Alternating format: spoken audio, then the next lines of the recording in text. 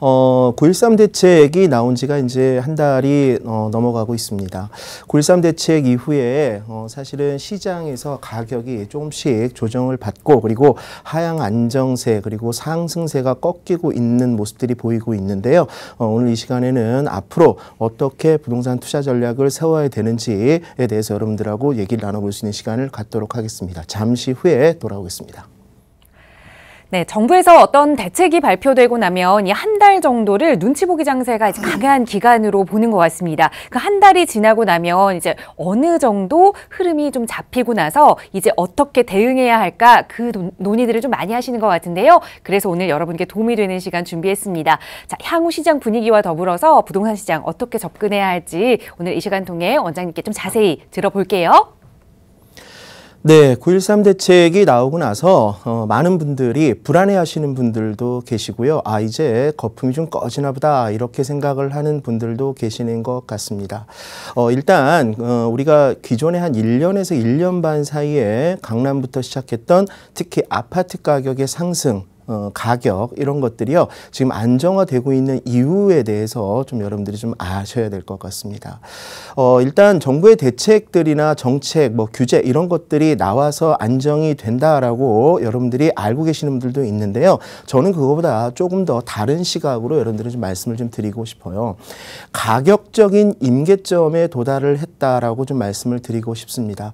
원래 이 부동산 가격, 부동산이라고 하는 것은 인플레이션의 주체이죠. 그래서 시간이 가면 갈수록 물가 상승이 되면 될수록 부동산 가격도 올라가는 것이 경제적인 이치이기는 합니다. 그런데 이것이 시간 대비 가격 상승률이라고 하는 것이 있는데요. 예를 들면 1년에 3%에서 4% 정도의 부동산 가격이 올라간다라고 하면 그것은 경제적으로도 수용할 수 있는 범위이겠죠. 그런데 이것이 한 5년 후에 올라갈 가격이 미리 당겨져서 왔을 경우에는요. 사실은 그 타이밍을 놓치면 나머지 기간들에는 매몰 비용이라는 것이 생기게 됩니다. 9.13 대책 이전, 그러니까 작년 8.2 대책 이후에 사실 시장의 많은 전문가들이 부동산 가격이 금방 안정이 될 것이다라고 생각을 했어요. 그런데 갑자기 두세 달이 지나면서 가격이 폭등 현상을 가져왔습니다. 그리고 9.13 대책이 나오고 나서도요, 그 가격 안정세는 안정이 되지 않고 상승세는 계속 유지가 되었었죠. 이 부동산 가격이 올라갈 때는 물론 소유하고 있는 사람들은 상당히 좋습니다. 기분도 좋고. 그런데 가지지 못한 사람들, 이제 사야 하는 사람들 입장에서는 상대적인 박탈감을 또 느끼게 되는 것이죠. 한 1년 동안 그런 상대적 박탈감 때문에 시장 참여자들, 투자자들, 그리고 집을 가진 사람, 못 가진 사람 모두가 사실은 굉장한 혼란 속에 있었다라고 평가를 할 수가 있겠습니다. 저희 학원에 이제 상담들을 많이 하러 오시고 강의도 많이 들으시는데요. 사실 기분들이 그렇게 좋은 것 같지는 않아요. 저희 강의실에 오시는 분들은 대부분 집을 소유하고 계신 분들이 많이 있습니다. 그런데 집을 소유하고 그 집이 한 1년 넘도록 계속 큰 상승을 이뤄왔는데 얼굴색이 그렇게 좋지가 않아요. 그래서 그것을 왜 그런가라고 물어봤더니 바로 이런 것입니다. 내가 부동산 가격, 내가 가진 집 가격이 올라간 것은 사실이지만 가격이 올라갔을 뿐이지 이 집을 팔아서 다른 더 좋은 집으로 갈 수 있는 가치가 올라가지는 않았다라고 하는 것이죠. 예를 들어서 내 집이 8억이었는데 10억이 돼서 2억이 올랐어요. 그러면 2억이 오른 만큼의 가치가 있는 다른 부동산 아파트를 살 수가 있어야 되는데 똑같은 수준의 부동산을 살 수밖에 없다라고 하는 것이죠. 모두가 다 같이 올랐다라고 하는 것이죠. 그렇다면 이것은 가치가 올랐다라고 보기에는 좀 어렵고요. 가격 자체만 올랐다라는 것입니다. 그래서 갖고 계시는 분들조차도 상대적인 박탈감 그리고 또 불안감까지 요새는 이제 오시고 있는 것 같아요. 이 불안감은요, 이제 다시 오른 가격에서 예전 가격으로 회귀하는 것이 아닌가, 혹은 3억이 올랐는데 대략 1억 5천 정도가 앞으로 이제 빠진다라고 했을 때는 1억 5천의 심리적인 매몰 비용이 생기기 때문에 그렇습니다.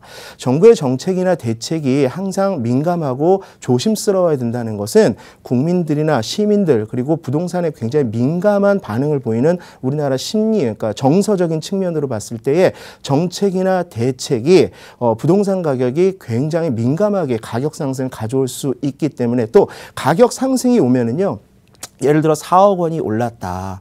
10억이었는데 14억이 됐다라고 하면 14억이 원가가 되고 14억부터 출발 시점으로 보는 경향들이 많이 있습니다. 그러니까 과거에 한 1년 전에 오르지 않았을 때에 정상적이었던 그 가격에서 올라간 부분, 그 부분은 사실은 없는 거나 마찬가지거든요. 그래서 우리가 이제 시장을 바라볼 때 9.13 대책 이후에 굉장히 많은 규제들이 나왔는데 그 규제 때문에 지금 가격이 내려가고 있다 혹은 하향 안정되고 있다라고 보시는 것보다는요, 가격적인 또 임계점에 다다랐다라고 보는 것이 일단은 타당할 것 같습니다. 그러니까 매년 올라가는, 정상적으로 올라가는 율보다 시간을 당겨와서 상당히 많이 올라가는 그런 경향을 보인 것이죠. 그리고 이제 두 번째는 심리적인 부분도 분명히 있습니다. 예를 들어서 요새는 이제 우리나라의 그 정보 전달할 수 있는 매체, 인터넷이라든가 이런 것들이 굉장히 많이 다른 나라에 비해서 선진화되어 있죠. 그러다 보니까 부동산 정보나 가격을 알 수 있는 그런 루트들이 굉장히 많이 있습니다. 과거에는 한 집 건너 집이 얼마에 팔렸는지는 모르지만 지금은 이제 인터넷상에 전부 다 오픈이 되고 있기 때문에 굉장히 민감하게 반응할 수 있는 그런 환경이 된 것이죠. 그래서 심리적으로 옆집이 올랐으면 내 집도 오른 것이고, 그리고 저 건너 동네가 올랐으면 우리 동네도 오르는 것이죠. 그렇게 해서 서로 간의 가격 올리는데 굉장한 관성을 가지고 왔다. 그래서 이제 심리적인 부분들이 상당히 많이 작용을 했다라고 볼 수가 있겠습니다. 그리고 이제 마지막으로 9.13 대책 이후에 사람들이 불안해하고 있는 것은 또 어떤 것이냐면요. 또 앞으로 상승률이 조금 하향 안정세로 돌아갈 수밖에 없는 이유는 뭐냐면, 대한민국에서 특히 아파트를 구매하는 데 있어서 레버리지가 대출과 전세가 있단 말이죠. 그런데 대출은 이자가 있는 레버리지고, 그리고 전세는 이자가 없는 레버리지예요. 그런데 내가 아파트를 사기 위해서 지불해야 되는 비용이 상당히 올라가 버렸죠. 그러니까 매매가 대비 전세가 비율이 예전에 7, 80%에서 지금은 50%대까지 내려갔다는 얘기입니다. 한마디로 얘기해서 내가 부동산을 구매할 수 있는 구매 능력이 어느 정도 지금 떨어져 있다라고 보셔야 돼요. 그래서 앞으로 올 하반기까지는 뭐 확실하게 조정장이 보이고요. 연말까지. 그리고 내년 봄 시장도 그렇게 기존에 있었던 상승세를 보일 것 같지는 않습니다. 그래서 기존의 주택을 보유하고 계신 분들은 이제 사실은 이제 꼭지라고 하는 거 있죠. 굉장히 높은 가격이 얼마 전에 잡으신 분들은 기간 대비 효용으로 봤을 때 사실은 그냥 안 남았어도 매도를 고려하는 그러한 전략도 어느 누군가한테는 필요한 것이죠. 그리고 이제 두 번째 제가 오늘 수업을 하려고 하는 내용에 부합해서 하나 좀 말씀을 드리겠습니다. 이제 기본으로 좀 돌아와야 되겠다라는 생각이 들어요. 왜 부동산 가격이 오르는 것일까? 왜 부동산 가격이 떨어지는 것일까? 왜 이 지역은 가격이 오르고 왜 이 지역은 가격이 떨어지는 것일까? 이런 것에 대한 경제적인 원리, 기준, 본질이라고 하는 것이 있습니다.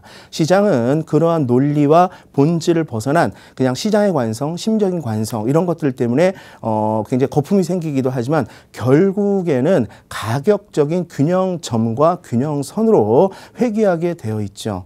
지금은 이제 그런 시장으로 지금 돌아가고 있는 것 같아요. 그래서 그간에 굉장히 좀 파랑이 있었던 이 시장에서 기본으로 돌아오고 있는 그러한 상황이 이제 오고 있는 것 같습니다. 그래서 이 기간에는요, 여러분들이 부동산이란 무엇인가, 그리고 부동산에 투자할 때 기본 원칙들은 무엇인가, 어느 쪽에 투자를 해야 중장기적으로 실제 가치가 오를 지역인가라고 하는 것들에 대한 학습이 필요한 시기가 이제 도래하고 있는 것 같습니다.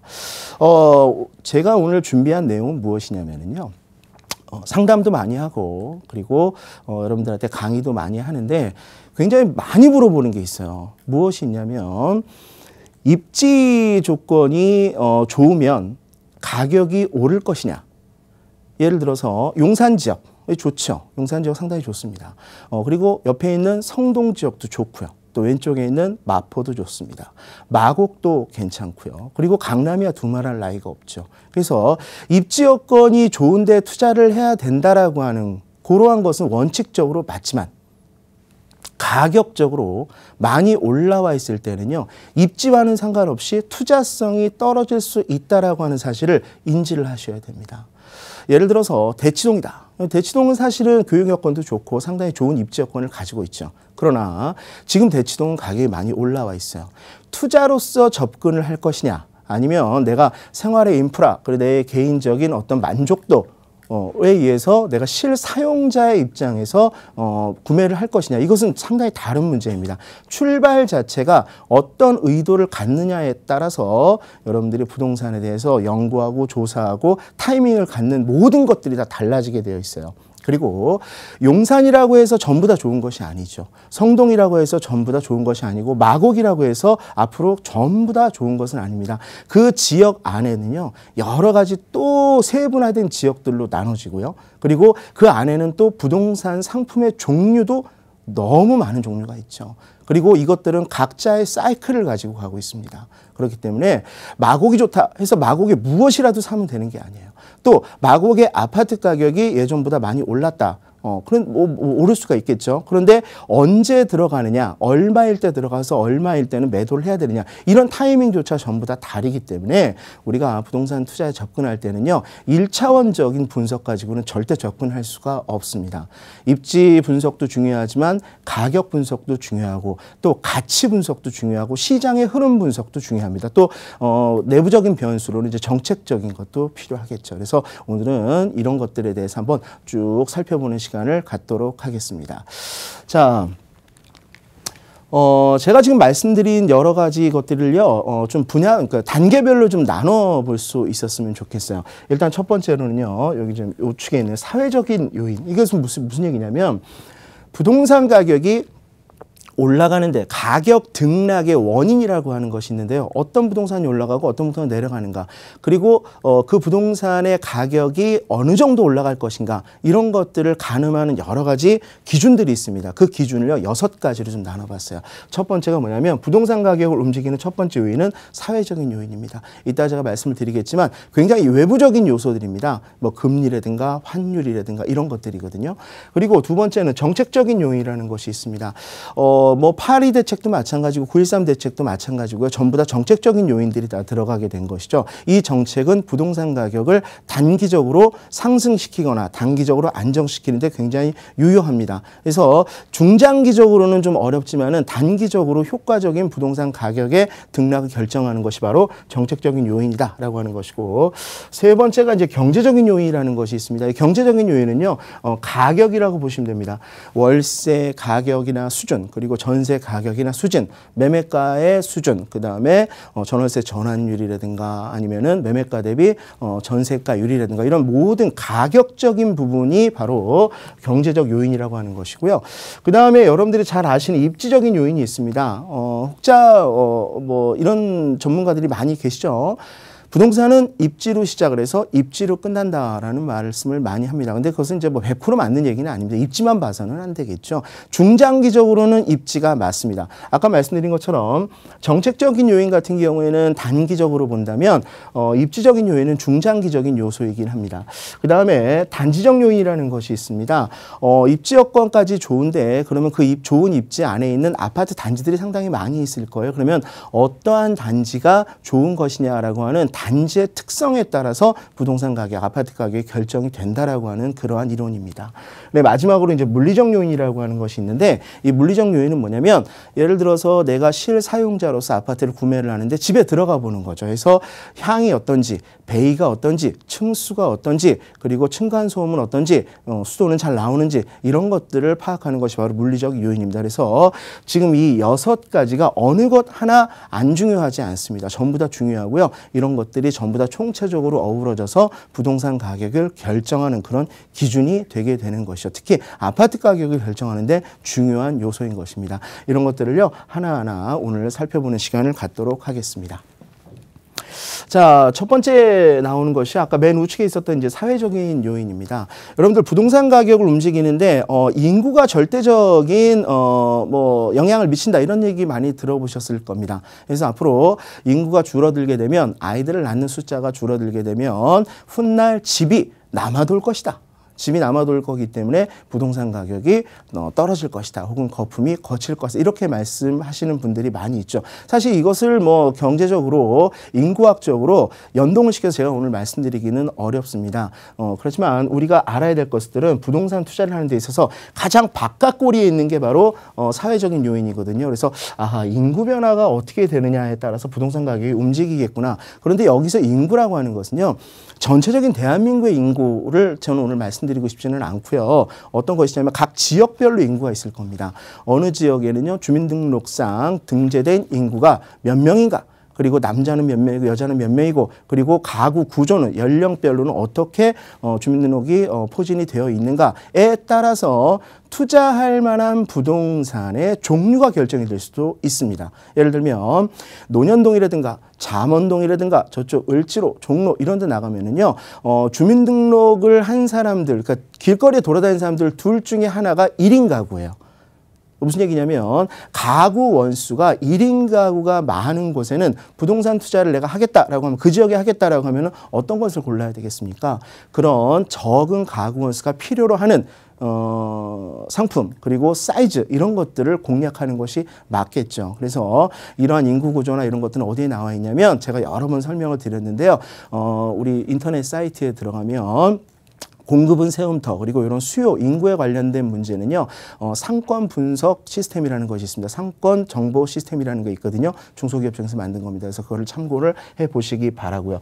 말씀드린 것처럼 고령화되고 은퇴 세대가 많아진다. 이런 것들은 외부적인 요인이지만 어쨌든 부동산 가격을 움직이는 요소가 되겠죠. 그래서 고령화가 됐다. 어느 지역에 가면은요. 4인 가구 특히 60대 이상의 어르신들이 많이 사는 그런 동네가 있어요. 그렇게 되면 그런 동네 내가 투자를 하겠다라고 하면은 어떤 것을 선택을 해야 되겠습니까? 가구 원수가 4명 이상이다. 그리고 고령인구 할아버지, 할머니, 며느리까지 다 살고 있다라고 하면은요. 일단 사이즈가 좀 큰 것들을 공략하는 것이 맞겠죠. 이런 데는요. 월세 투자가 잘 안 됩니다. 월세는 1인 가구가 많은 곳에 월세 투자를 해야 되는 것이고 이런 데는요. 전체적으로 방 3개 이상의 갭 투자를 해야 되는 것이죠. 그래서 우리가 인구에 관련돼서도요. 이런 것들을 살펴보는 것이 지역적으로 분석을 하고 부동산 투자를 해야 된다라고 하는 것입니다. 그리고 이제 사회적인 요인 중에서요. 내부적 경제 환경이 있고 외부적 경제 환경이 있습니다. 내부적 경제 환경이라고 하는 것은 우리나라 지금 경제 성장률이 지금 어떻게 돼가고 있는가 매년 정체해 있는지 아니면 조금 그 율이 올라가고 있는지에 따라서 왜냐하면 이것은요. 밑에 나오지만 인플레이션과 관련이 있기 때문에 그렇습니다. 그래서 실물의 가치가 올라갈 수 있는 외부적인 경제 환경이 어떻게 양상을 띠고 있는지도 우리가 신문을 보고 경제 부분을요. 보면서 늘 학습을 해야 되는 것이죠. 그리고 이제 가계 부채도 사실은 부동산 가격을 움직이는 하나의 큰 요소입니다. 사실 가계 부채 이따가 금리에 대해서 좀 말씀을 드리겠지만 가계 부채가 많아지게 되면 부동산을 가지고 있는 특히 대출을 끼고 가지고 있는 사람들 입장에서는요. 금리라든가 금리 상승이라든가 외부적인 영향 요소가 왔을 때 상당히 불안해지고 그리고 수익률이 저하될 만큼의 이자를 지불해야 되기 때문에 상업용 부동산이라든가 월세 부동산들의 가격이 내려가는 그러한 영향이 될 수도 있는 것이죠. 말씀드린 것처럼 이제 금리 이번에 이제 그 미국에서 계속 이제 금리를 올리려고 하고 우리나라도 아마 이제 좀 있으면 금리를 올리려고 기준금리를 올릴 것입니다. 이 금리라고 하는 것은 돈의 값어치입니다. 돈의 값어치가 만약에 높게 쳐주겠다라고 하면 미국에서 금리를 올리면 돈의 값어치를 높게 쳐주기 때문에 신흥국들에 들어갔던 그러한 채권이라든가 아니면은 주식이라든가 이러한 자본들이 전부 다 미국으로 다시 들어가게 되겠죠. 그것을 방어하기 위해서 각 자국에 있는 화폐를 그러니까 외환을 전부 다 유출을 막기 위해서 우리나라도 이제 금리를 올려야 되는 그런 시점에 온 것입니다. 금리가 올라가게 되면 부동산 가격은 어떻게 될 것인가? 이 부분은 꼭 하나 좀 짚고 가고 싶어요. 금리가 올라가면 부동산 가격이 조금 떨어지는 경향이 있다라고 하는 것이 경제적인 정설입니다. 그런데 거기에 반론을 제기하는 분들이 많이 계시죠.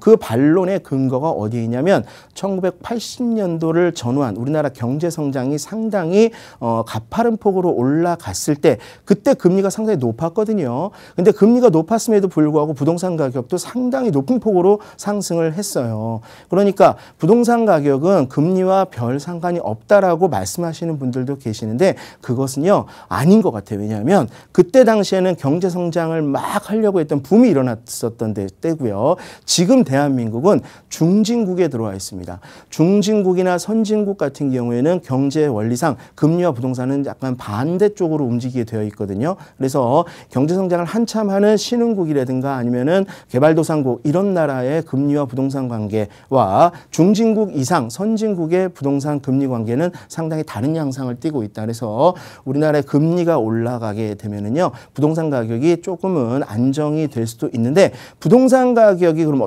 모든 부동산이 전부 다 안정이 되느냐? 그것은 아닐 것입니다. 어떤 부동산들이냐면요 바로 월세를 받고 있는 수익형 부동산, 특히 지금까지 대출로 인한 레버리지를 발휘했던 그러한 부동산들의 가격이 조금 내려갈 수 있을 것 같아요. 그렇다면 우리는 앞으로 수익형 부동산 투자 혹은 가지고 있으신 분들 입장에서는요, 금리가 올라간다. 이미 시중에서는 금리가 벌써 올랐습니다. 요번 주부터 오르기 시작을 했는데요. 스트레스 금리 때문에 그렇습니다. 미리 이제 금리를 땡겨서 있는 거죠. 올린 것이죠. 그렇다면 월세 부동산을 가지고 계신 분들, 특히 대출을 많이 가지고 계신 분들은요, 금리 인상에 대해서 좀 대비를 좀 하실 때가 온 것 같습니다. 그리고 소득이라든가 고용이라든가 이런 것들도 부동산 가격에 간접적으로 영향을 미치죠. 외부적인 경제항조, 뭐 수입, 수출, 환율, 뭐 이런 것들도요, 간접적으로는 부동산 가격에 영향을 미친다라고 하는 것입니다. 지금까지 설명드린 것이 바로 부동산 가격에 영향을 미치는 사회적인 요인에 대해서 제가 설명을 드렸습니다. 자, 그 다음에 두 번째가 뭐냐면 정책적 요인이라고 하는 것이 있습니다. 지금 이제 문재인 정부에서 계속해서 부동산 대책, 안정화 대책을 내놓고 있습니다. 이러한 것들은 부동산 가격에 단기적으로 상당히 큰 영향을 미치게 되겠죠. 우리가 이제 알아야 될 게 뭐가 있냐면 첫 번째는 국토계획입니다. 국토계획이라고 하는 것은 토지를 이용을 할 때, 토지를 계획하고 이용을 할 때 들어가는 규제입니다. 계획 자체는 이제 규제라고 하는 것이죠. 그래서 용도 지역이 무엇이냐? 용도 지역이 상향이 되게 되면 부동산의 가치가 올라가기 때문에 가격이 올라가는 건 당연하죠.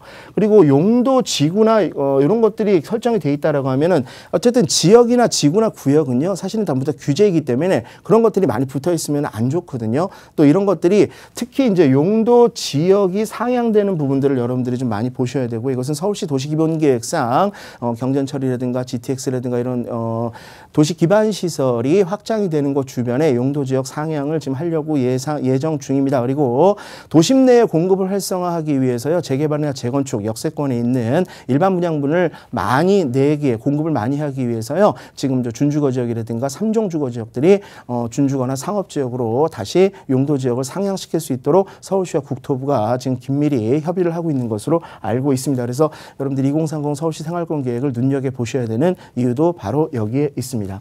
그리고 이제 개발 사업을 보셔야 되겠죠. 어제도 어떤 분이 와서 저한테 상담을 했는데 거기에 왜 사셨습니까? 라고 했더니 개발이 주변에 많기 때문에 샀습니다. 라고 얘기를 해요. 어떠한 개발이 있느냐? 근데 사실은 그 개발을 뜯어보면은요. 사실상 실행되지 않을 개발 계획도 있어요. 그리고 지금 진행이 되고 있으나 조만간 구역 지정이 해제될 그러한 개발도 있습니다. 그러니까 무조건적으로 개발권 안에 들어와 있다 혹은 개발 지역 주변에 있다라고 해서 투자를 하게 되면은요. 중장기적으로는 괜찮지만 단기적으로 낭패를 볼 수도 있거든요. 그래서 개발에 대한 계획도 여러분들이 촘촘하게 살펴보시기 바랍니다. 특히 이제 정비사업, 재개발이나 재건축 같은 사업들이 여러분들한테는 이제 체감적으로 와닿는 것이죠. 그런 것들은 서울시 같은 경우에는요. 서울시 클린업 시스템이라고 하는 인터넷 사이트가 있거든요. 거기에 들어가면 여러 가지 개발 계획이 다 잘 나와 있으니까 그런 것들을 참고하시기 바랍니다. 기반시설, 뭐 도로라든가 철도라든가 이런 것들이 좋아지게 되면 부동산 가격 당연히 올라가겠죠. 이런 것들도 전부 다 국토부나 이런 사이트에 들어가면은요 정확하게 전부 다 나와 있습니다. 이런 것들을 보지 않고 그냥 귀동량으로 신문이나 이런 거 단편적으로만 보고 내가 지역을 선택을 하고 물건을 선택을 한다 그러면은 큰 손해를 볼 수도 있다는 거 여러분들이 반드시 인지를 하시기 바랍니다. 지구단위 계획도 예전에 설명드린 것처럼 상당히 중요한 부동산 가격을 움직이는 커다란 요소가 됩니다.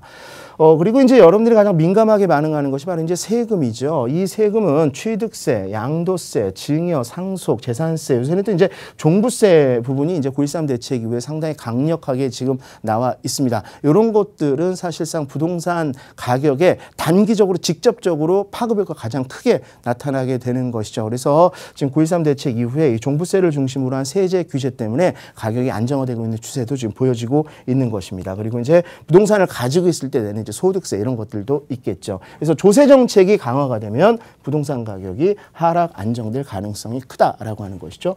자, 그다음에 이제 마지막으로 정책적 요인 중에 이제 공급 정책을 살펴보도록 하겠습니다. 공급 정책에는요, 청약제도에 대한 규제, 그리고 앞으로 어디에 많이 짓겠다라고 하는 그 두 가지 측면으로 나눠볼 수가 있는데요. 청약제도는 지금 현재 무주택자 위주로 이번에 정책들이 좀 많이 나오고 있습니다. 특히 청약통장을 현재 가지고 있는 분들 중에 무주택자 같은 경우에는 가점 부분이 상당히 강화가 됐기 때문에 이제 기회가 오고 있을 수도 있습니다. 그래서 뭐 강남 쪽에 나오는 일반 분양들 아니면은 강북 지역의 재개발 뉴타운 쪽에 나오는 일반 분양분들은요, 대부분 입지 조건이 좋고 조건들이 좋고 또 당첨이 되면 주변의 시세와의 프리미엄 차이가 있기 때문에 굉장히 많은 수익을 가져올 수도 있는 그런 부분이거든요. 그래서 무주택자들이 집을 마련할 기회는 올 하반기와 내년 초반까지 서울 관내에 있는 일반 분양분들을 공략을 해보시는 것이 상당히 효과적일 것이다라고 생각을 합니다. 그 다음에 금융정책, 금융여신정책이라고 하는 것이 있죠. 대출 규제, LTV라든가 DTI, 신DTI 또 요번 연도부터는 DSR이 나오고 있죠. 이러한 것들은 사실 부동산 가격에도 영향을 직접적으로 미치게 됩니다. 그래서 우리가 6가지의 부동산 가격에 영향을 미치는 요인 중에 사회적 요인하고 지금 정책적 요인까지 살펴봤습니다. 다음 시간에는요, 다른 내용으로 또 말씀을 드리도록 하겠습니다.